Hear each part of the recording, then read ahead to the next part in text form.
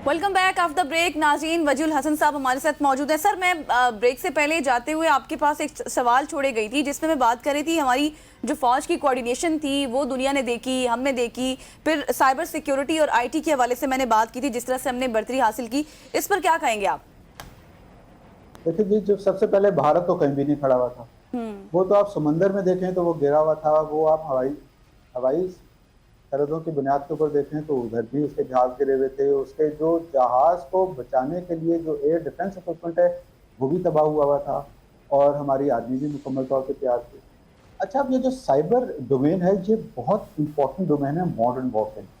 Modern warfare में क्योंकि इसकी जो मुख्तलिफ जहतें हैं और जो नेटवर्क कोऑर्डिनेशन की रिक्वायरमेंट है, जो नेटवर्क इनेबल्ड जो पिक्चर मेंटेन रखने की रिक्वायरमेंट है, जो एक इंफॉर्मेशन एक जगह से दूसरी जगह पहुंचाई जाती है उसमें इसकी बहुत रिक्वायरमेंट है, और बैटल डैमेज असेसमेंट के लिए, डोमेन अवेयरनेस मेंटेन करने के लिए, और जो हमारे मुख्तलिफ जो असासे हैं, जो हमारे मुख्तलिफ रेडार्स हैं, जो मुख्तलिफ हमारे इंस्टॉलेशंस हैं, वो आपस में एक दूसरे के ज़रिए साइबर नेटवर्क के लिए ही कनेक्टेड होती हैं। तो साइबर तो अब ऐसे ही है जैसे कि हवा में सांस लेना। जिस तरह हवा ज़रूरी है उसी तरह बैटल स्पेस में अवेयरनेस रखने के लिए, बैटल स्पेस में डोमिनेंस के लिए साइबर सिक्योरिटी और साइबर की जो इंफॉर्मेशन वॉरफेयर है वो बहुत ही अहमियत की हामिल है। ठीक हो गया सर, तो मच फॉर जॉइनिंग अस। आपके वक्त का बहुत बहुत शुक्रिया। और ख़वातीन वज़ार, जिस तरह से हमने पहले आपसे कहा था कि हम आपसे मुख्तलिफ मेहमानों की मुलाकात करवाएंगे जिनका ताल्लुक डिफेंस से भी होगा, जिनका ताल्लुक पाकिस्तान आर्मी से, पाकिस्तान नेवी से, पाकिस्तान एयर फोर्स से भी होगा। और अभी हमारे साथ एक और इम्पॉर्टेंट शख्सियत ने हमें ज्वाइन किया है, रियर एडमिरल जावेद इकबाल साहब। सो ख़वातीन वज़ात, एक तरफ इंडियन मीडिया था, एक तरफ पाकिस्तानी ISPR के तर्जुमान आपको देखने को मिले होंगे। जनरल साहब ने किस हसीन अंदाज में उनका जवाब दिया और किस बेहतरीन अंदाज में उन्होंने अभी भी वो जवाब दे रहे हैं, वो बार बार भारत को जवाब दे रहे हैं, पाकिस्तान की फौज जवाब दे रही है, पाकिस्तान का मीडिया जवाब दे रहा है। क्योंकि जब वो कह रहे थे ना कराची तबाह हो गया, लाहौर तबाह हो गया, इस्लामाबाद तबाह हो गया, अरे भाई हम कहाँ पे बैठे हुए? फिर अगर सारा कुछ तबाह हो गया तो हम यहाँ पे आज 1 साल बाद शो कैसे कर रहे हैं? हम AI में बैठे हुए, क्या AI पे पूरा पाकिस्तान चल रहा है? कोई खुदा का खौफ करें। हमारे साथ रियर एडमिरल जावेद इकबाल साहब मौजूद। जावेद साहब, एक सवाल हम सबसे करते हैं जो भी हमारा मेहमान आता है, क्योंकि हर शख्स का एक डिफरेंट पॉइंट ऑफ व्यू होता है। तो हम आपसे भी ये पूछना चाहेंगे कि आपके नज़दीक ये पूरा साल पाकिस्तान के लिए कितना मुस्बत रहा? पाकिस्तान ने कितनी ज़्यादा कामयाबी सफारती महाज पे, इंटरनेशनली, फिर डिफेंस के महाज पे हासिल की है इस 1 साल में? मेरे ख्याल में ये पाकिस्तान के लिए यौम तशक्कुर भी है, यौम तफक्कुर भी है और यौम तदब्बर भी है। शुक्र तो अल्लाह का कि जिसने हमें इतने 10 गुना स्ट्रॉन्ग दुश्मन के आगे जो है हमारा सर वो बुलंद किया, और फ़ख्र इसीलिए कि हमारी कौम एक जान होकर लड़ी। हमारी मुसल्लह फ़ौज, हमारी कौम, हमारा मीडिया, हमारे दानिश्वर, हमारे बच्चे, हमारे बूढ़े, हमारी औरतें, सब ने जिसको कहते हैं ना बुनियानुल मरसूस, सीसा पिलाई हुई दीवार की तरह से दुश्मन के सामने हर महाज पर सामना किया। और यौम तदब्बर इस तरह कि जिस तरह भी आपने कहा कि 1 साल हो गया और क्या सोच है, ये बहुत एक डायनेमिक चीज होती है। इसका मतलब ये नहीं कि हम फतह के शादियाने बजाते रहें और इसी जोन में रहें कि आइंदा कुछ नहीं होगा। दुश्मन जो है वो एक नया वार चलेगा, एक नया दाव आजमाएगा। उसके लिए हमें हमेशा तैयार रहना चाहिए और ये तदब्बर करते रहना चाहिए कि दुश्मन की सोच से आगे बढ़कर सोचना चाहिए, ताकि जब वो पहल करने की दोबारा कोशिश करें तो फिर उसको मुंह की खानी पड़े। बिल्कुल सर, आपने सही फरमाया। उस वक्त एक आम तासुर ये पाया जा रहा था कि शायद एशिया में चीन की जगह भारत ले रहा है, और फिर हमने देखा कि मई 2025 के बाद तो हमने जिस तरह से एनालाइज किया, तमाम तर डिबेट्स हो रही थी, बातें हो रही थी, एक्सपर्ट्स बात कर रहे थे, भारत ना सिर्फ चाइना बल्कि पाकिस्तान के सामने भी मजबूती से खड़ा नहीं हो पाया। आपके ख्याल में अब क्या मगरिब को अपनी तरजीहात पर नजरसानी करनी चाहिए? जी, मेरे ख्याल में एक बहुत बड़ा धचका पहुंचा है जो इंडिया का रोल, जिसको एज अ काउंटर बैलेंस या काउंटर वेट टू चाइना जिसको उठाया जा रहा था, और उसको एक net security provider Indian ocean के اس علاقے میں اس کو یہ رول دیا جا رہا تھا، انٹرسٹ کیا جا رہا تھا، تاکہ وہ جب کبھی امریکہ کا چائنا سے تائیوان پہ، ساؤتھ چائنا سی پہ، یا جو اور دوسرے جو آئیلینڈس ہیں جن پہ کنٹسٹڈ کلیمز ہیں، ان پہ مارکا پڑے تو انڈیا ان کا ساتھ دے. کیونکہ آپ نے دیکھا کہ آبنائے ہرمز کے اس کرائسس میں جو ہے وہ سب سے امپورٹنٹ چیز جو سامنے آئی ہے کہ وہ یہاں سے نکلنے والا تیل، اس کا 90% حصہ تو فار ایسٹ کی طرف جا رہا ہے، اور ایران سے نکلنے والا جو ہے تقریباً میکسیمم تیل جو ہے وہ چین کی طرف جا رہا ہے. تو یہ چائنا کی لائف لائن ہے انڈین اوشن، اور اس میں جو انڈیا ہے اس کو اس طریقے سے ملٹریلی اسٹرانگ کیا جا رہا تھا کہ وہ اس سپلائی لائن کو کاٹ سکے، اس میں رخنا ڈال سکے. لیکن جب میرے خیال میں امریکہ کے پلانرز نے جب یہ دیکھا کہ بھارت تو پاکستان کے سامنے جو ہے وہ 4 دن نہیں کھڑا ہو سکا، تو یہ اس بڑی گریٹ گیم میں وہ کس طرح سے کرے گا. اور دوسرا، انڈیا کے اندر بھی بہت پش اینڈ پل فیکٹر ہے. وہ یہ رول پلے کر کے فائدہ تو لینا چاہ رہا ہے، لیکن یہ بڑی آپ نے دیکھا کہ جو اس کا چائنا کے ساتھ جو لینڈ بارڈر ہے اس پہ 2-3 جو ہے جھڑپیں ہوئیں، تو اس وقت بھی وہ پھر صلح کرنے پر آ گئے اور کافی سارا ان کو ایریا جو ہے وہ سرنڈر کرنا پڑا. تو اس میں یہ آپ کی بات بالکل ٹھیک ہے کہ یہ بڑا واضح ہو گیا کہ انڈیا جو ہے وہ ایک ریلائبل پارٹنر امریکی نگاہوں میں اب نہیں رہا. لیکن میرے خیال میں یہ رول بالکل ختم نہیں ہوا. امریکہ اتنی جلدی سے جو ہے وہ یہ ہزیمت نہیں اٹھائے گا. وہ دوبارہ سے کچھ نہ کچھ گیو اینڈ ٹیک کر کے انڈیا کو اس ایکٹیو رول پلے کرنے میں اچھا ارمن صاحب، مجھے کہا کہ جب بھی انڈیا پاکستان کی جنگ ہوتی ہے وہ کسی ایک ایونیو پہ نہیں ہوتی، ڈیفرنٹ ایونیوز ہوتے ہیں. اور اسپیشلی اگر پانی کی بات کی جائے تو انڈس واٹر ٹریٹی آپ کے سامنے ایک بہت بڑا ہمارا معاہدہ ہے ان کے ساتھ. سو پانی کے محاذ کے اوپر بھی انڈیا نے کیا ہمیں تھریٹ کرنے کی کوشش کی؟ ان کی کوئی حکمت عملی تھی اور وہ کچھ کر سکتے تھے؟ اس حوالے سے آپ بتائیے گا پلیز. جی، آپ نے دیکھا کہ جو بھارتی بحریہ ہے جس کو وہ نوسینا کہتے ہیں، کیونکہ ہمیشہ سے بلند و بانگ دعوے رہے ہیں، خاص طور پہ 71 میں کے بعد سے، کیونکہ 71 میں تھوڑی سی ایک مختلف صورتحال تھی. اس کے بعد سے وہ کہتے ہیں کہ ہم کراچی کا بلاکیٹ کر دیں گے. اور حالانکہ 71 میں بھی پاکستانی بحریہ نے ان کو ناکو چنے چبوائے تھے ویسٹرن تھیٹر میں. ان کا کھوکھری جہاز ڈبو دیا تھا بالکل، جو کہ ورلڈ وار 2 کے بعد ایک پہلی سنکنگ تھی کنونشنل سبمرین سے، اور ان کے ایک دوسرے جہاز کو جو اس کے ساتھ کرپان تھا اس کو نقصان پہنچایا تھا. مگر بھارتی بحریہ یہ دعوے کر رہی تھی کہ بلاکیٹ کریں گے. لیکن آپ نے دیکھا کہ جتنے بھی ٹینشن فیز اس کے بعد سے ابھی تک آئی، سن 2002 کے بعد لے لیں، اس سے پہلے نیوکلیر بلاسٹ کے بعد لے لیں، کارگل کے بعد لے لیں، بالا کوٹ والے ایپیسوڈ کے بعد لے لیں، تو پاکستان کی سمندری تجارت جو ہے وہ بغیر کسی رکاوٹ کے ہمیشہ رواں دواں رہی. اور پچھلے سال مئی میں مارکہ حد کے دوران بھی ایسے ہی رہا. کیونکہ یہ دیکھیں کاسٹ بینیفٹ کیلکولس ہوتا ہے کہ جب انڈین پلانرز نے جب یہ سوچا کہ اگر وہ ہماری سمندری تجارت کے ساتھ چھیڑ چھاڑ کریں گے تو ان کی سمندری تجارت ہم سے کئی گنا حجم میں بڑی ہے، اور وہ ہمارے ناک کے سامنے سے گزرتی ہے. آبنائے ہرمز سے انڈین پورٹس کی طرف کنڈلا اور جو ان کا گجرات اسٹیٹ ہے وہاں پہ میکسیمم ان کی آئل ریفائننگ کی کیپیبلٹی ہے، وہاں پہ ان کا سارا تیل جاتا ہے. اسی طرح ان کی گلف سے جو ٹریڈ ہوتی ہے، انڈیا ایک نیٹ آئل ایکسپورٹر بھی بنتا جا رہا ہے ابھی ایسا ایسا. تو اس کی جو ریفائنڈ پروڈکٹس ہیں وہ بھی یہیں سے ہی جام نگر سے اور کانڈلا سے، وادی نار سے یہاں سے ایکسپورٹ ہوتی ہے. تو جب انہوں نے یہ آئی ایم شیور کہ یہ جب کیلکولیشن کی ہوگی تو وہ انہوں نے نیوی کو ڈپلوائے کرنے سے وہ خود بخود اپنے ہاتھ باندھ لیے انہوں نے. تو کہتے ہیں کہ جنگیں تو جو ہیں وہ دماغ سے لڑی جاتی ہیں اور دماغ میں ان کی ہار اور جیت کا فیصلہ ہوتا ہے. تو انہوں نے یہ فیصلہ کر لیا کہ ہم یہ جنگ نہیں لڑیں گے کیونکہ یہ بحری جنگ ہم نہیں جیت سکتے، بحری مارکا ہم نہیں جیت سکتے. تو الحمدللہ جیسے آپ پوچھ رہے تھے ہماری پورٹس جو ہیں they continue to function as normal.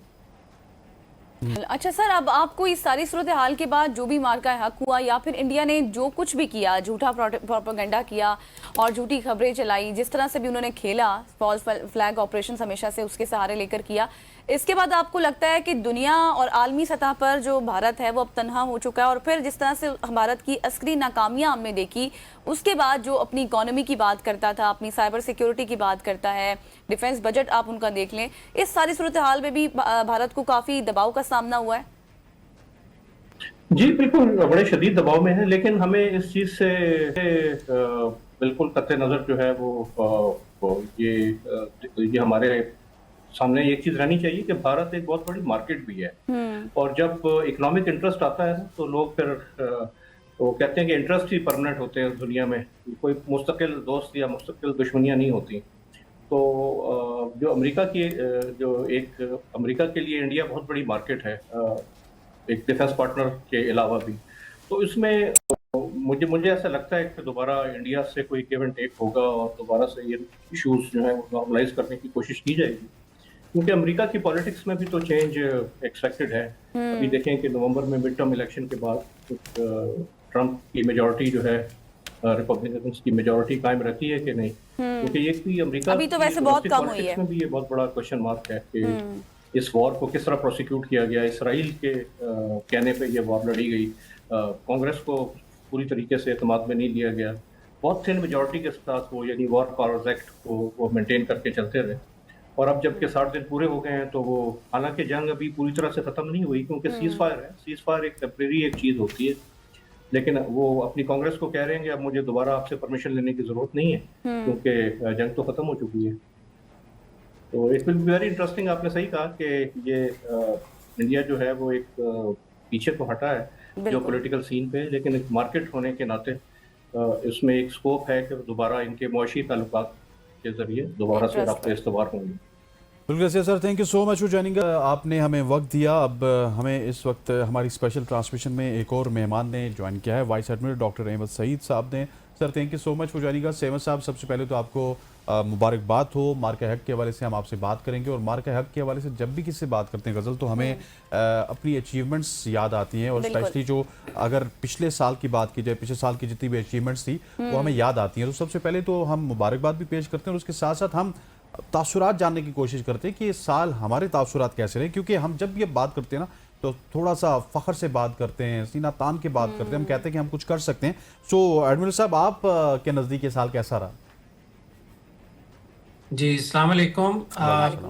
मेरे ख्याल में मार्का हक हमारी मुल्की तारीख़ का बहुत ही एक अहम वाक़या है, और ये मैं समझता हूँ कि इसने पाकिस्तान को 21वीं सदी के अंदर एक ऐसे मुल्क के तौर पे लेके आया है कि जो बड़ा रिस्पॉन्सिबल है, जो अमन की बात करता है, और जो रीजन के अंदर अपनी जो उसकी एफर्ट्स हैं वो ये हैं कि तमाम रीजन में एक्टिविटीज़ को ऐसे चलाया जाए कि वो सब के लिए उसमें फ़ायदा हो। तो ये पहला मैं समझता हूँ कि इसके पीछे जो मार्का हक था इसका बड़ा रोल है, क्योंकि जब मार्का हक स्टार्ट हुआ तो उस वक्त हमें पता है कि पहलगाम का जो इंसिडेंट हुआ उसके अंदर पाकिस्तान ने न सिर्फ हमारी क़यादत ने उस पर ताज़ियत की थी, बल्कि ये भी कहा था कि हम इसके लिए एक इन्वेस्टिगेशन इंडिपेंडेंट करवाते हैं, ताकि जो भी इसके जो परपेट्रेटर्स हैं उनको ताकि आइडेंटिफाई किया जाए। लेकिन इंडिया की तरफ इसके ऊपर बहुत ज़्यादा पाकिस्तान के ऊपर इल्ज़ाम तराशी शुरू हुई, और वो चलते चलते फिर 7 मई को उन्होंने ऑपरेशन सिंदूर लेके आए और पाकिस्तान की सॉवरेनिटी को उन्होंने चैलेंज किया।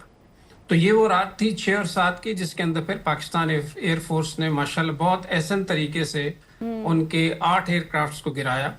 हालांकि इसमें ज़्यादा भी किए जा सकते थे, लेकिन ये पाकिस्तान का एक बड़ा कैलिब्रेटेड रिस्पांस था, ताकि उनको एक अंदाज़ा हो जाए कि पाकिस्तान की स्ट्रेंथ कितनी है। लेकिन ये है कि साथ ही साथ हम रीफ्रेन भी कर रहे हैं, और रीफ्रेन जो कर रहे हैं ये हमारी कमज़ोरी नहीं है बल्कि हमारी एक हिकमत अमली है। सो उसके बाद फिर आगे ये चलता रहा सिलसिला, लेकिन ये कि फ़ाइनल जब ये 10 मई को हमने फ़ाइनल फिर जब ये चीज़ें सेटल नहीं हो रही थी तो पाकिस्तान ने फिर एक इंटेंस कैंपेन लॉन्च की मिसाइल्स की, जिसके फ़ौरन बाद इंडिया ने आप ये कह लें कि घुटने टेक दिए, और फिर अमेरिका की तरफ वो रुजू किया कि इसको ख़त्म करवाया जाए, और शाम को फिर ये तकरीबन 5 बजे ये सीज फायर हो गई।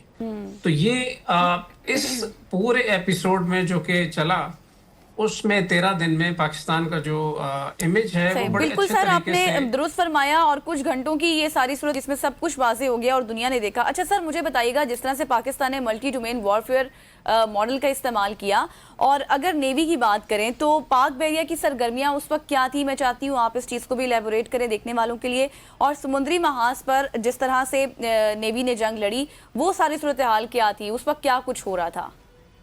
देखिए, अभी जो वॉर है मल्टी डोमेन वॉरफेयर कहलाती है 21वीं सदी की, और 21वीं सदी के अंदर अब ये वॉर सिर्फ फोर्सेस की नहीं होती बल्कि पूरी नेशन उसमें شامل Involve ہوتی ہیں. ہوتی ہیں. جیسے کہ ہم نے دیکھا مارکہ حق میں کہ پوری نیشن نے ہمیں افواج کے ساتھ کھڑی ہو گئی اور ہماری پولیٹیکل لیڈرشپ کے ساتھ کھڑی ہو گئی, اور یہ ایک بہت اچھا ایک جیسچر تھا. تو اس حوالے سے جب آگے وار کی طرف آتے ہیں تو وار میں بھی فورسز کا اپنا اپنا رول ہے.